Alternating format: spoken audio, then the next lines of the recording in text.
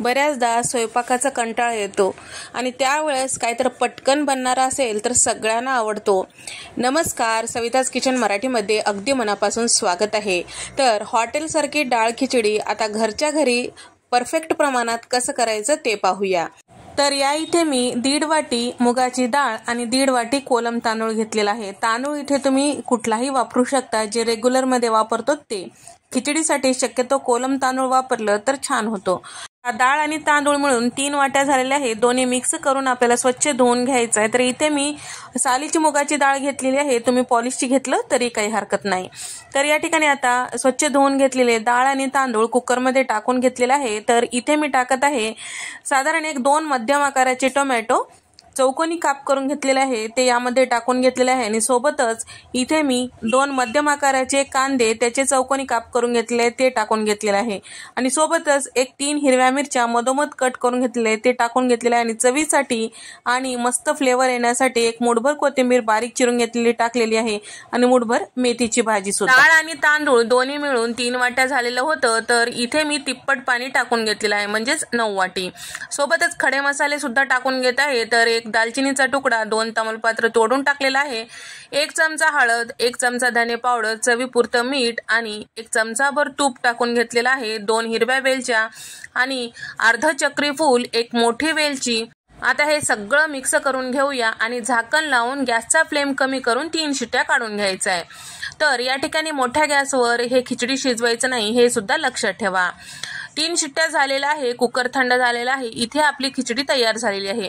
तुम्ही जर डाएटवर असताल, तुम्हाला तेलकट खायचं नसेल तर याच पद्धतीने तुम्ही खिचडी खाऊ शकता. आणि तुम्हाला जर हॉटेल पद्धतीची खिचडी आवडत असेल तर इथे आपल्याला एक मस्त तडका द्यायचा आहे. तर या ठिकाणी तुम्ही बघू शकता मस्त खिचडी तयार झालेली आहे. तर आता खिचडीला फोडणी देण्यासाठी इथे मी 1 मोठी पसरट कढई घेतलेली आहे. जाडबुडाची कढई घ्यायची, म्हणजे व्यवस्थित खिचडीला फोडणी देता येतो. तर इथे मी कढईमध्ये 4 मोठे चमचे तेल टाकून घेतलेले आहे. 1 चमचाभर मोहरी, चमचाभर जिरे यामध्ये फुलू द्यायचं आहे. त्यानंतर खलबत्त्यात थोडंसं जाडसर असं कुटून घेतलेलं आलं आणि लसूण याचं जाडसर पेस्ट टाकून घेत आहे. साधारण 10 ते 12 लसणाच्या पाकळ्या आणि 2 इंचाचं आलं खलबत्त्यात कुटून घेतलेलं होतं. मूठभर कोथिंबीर फोडणीत टाकून घेतलेला आहे आणि सोबतच 4 लाल सुक्या मिरच्या तोडून टाकलेला आहे. तर या ठिकाणी सगळं छान असं व्यवस्थित भाजून घ्यायचं आहे. त्यानंतर यामध्ये टाकत आहे इथे मी चमचाभर बेडगी मिरची पावडर टाकून घेतलेली आहे, जे फक्त रंगसुरेख असतो, तिखट अजिबात नसतो. तर या ठिकाणी सगळं छान व्यवस्थित मिक्स करून घेतलेलं आहे. आता यामध्ये शिजून घेतलेली खिचडी सगळं टाकून घ्यायचं आहे. दाल खिचडी म्हटल्यानंतर थोडीशी सैलसर असते, त्यासाठी मी दुसऱ्या गॅसवर साधारण 1.5 ग्लास इतकं पाणी गरम करून घेतलेलं आहे. ते गरम पाणी कुकरमध्ये टाकून घेतलेलं आहे. आता आपल्याला या खिचडीवर टाकून घ्यायचं आहे. तर खिचडी तुम्हाला किती सैलसर आणि दाटसर आवडते त्यानुसार पाण्याचं प्रमाण ठरवू शकता. पण या ठिकाणी आपल्याला गरम पाणीच टाकायचं हे लक्षात ठेवा. चवीपुरतं मीठ टाकून घेतलेलं आहे. तर मीठ आपण शिजवते वेळेस टाकलेलं होतं, त्यासाठी आपल्याला इथे बेतानी मीठ टाकायचं आहे. पाणी टाकल्यानंतर सगळं पाणी व्यवस्थित खिचडीमध्ये मिक्स करून घ्यायचं आहे. या ठिकाणी गुठळ्या होऊ द्यायचं नाही हे लक्षात ठेवा. जर तुम्हाला या पद्धतीने मिक्स करता येत नसेल तर कढई खाली ठेवायचं, व्यवस्थित पाणी मिक्स करून घ्यायचं, परत कढई गॅसवर ठेवून द्यायची. तर या ठिकाणी आता यावर तडका देऊया. त्यासाठी तडका पॅनमध्ये 4 मोठे चमचे तूप टाकून घेतलेलं आहे आणि तूप गरम करून घेऊया. तोपर्यंत यावर टाकत आहे साधारण 1 चमचाभर काळा मसाला.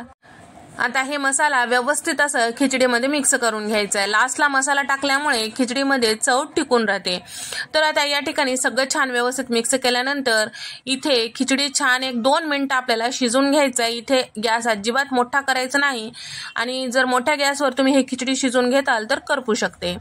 तूप छान गरम झालेलं आहे. यामध्ये अर्धा चमचा हिंग टाकून घेतलेला आहे आणि अगदी हॉटेल सारखी दिसायला खिचडी दिसण्यासाठी 1 अर्धा चमचा बेडगी मिरची पावडर टाकून घेतलेला आहे. तर या ठिकाणी पूर्णपणे ऑप्शनल आहे बेडगी मिरची पावडर टाकणं. आता खमंग हिंगाची फोडणी आता यावर टाकून घेऊया. आता झाकून ठेवून साधारण 1 मिनिटभर वाफून घेऊया, म्हणजे हिंगाचं आणि तुपाचा फ्लेवर मस्त खिचडीमध्ये उतरतो. साधारण 1 मिनिटभर झाल्यानंतर तुम्ही बघू शकता अतिशय मस्त अशी आपली डाळ खिचडी तयार झालेली आहे. एकदा जर या पद्धतीने करताल तर तुम्ही हॉटेलला जाणं विसरून जाताल. नक्कीच याच पद्धतीने पोटभरीचं घरीच करताल. तुम्हाला हा व्हिडिओ आवडल्यास व्हिडिओला नक्की लाईक करा आणि चॅनलला सबस्क्राईब करायला विसरू नका. तुम्हाला हा व्हिडिओ कसा वाटला नक्की कमेंट करून सांगा. अशाच मस्त चमचमीत रेसिपीजमध्ये भेट देऊया. तोपर्यंत नमस्कार, बाय.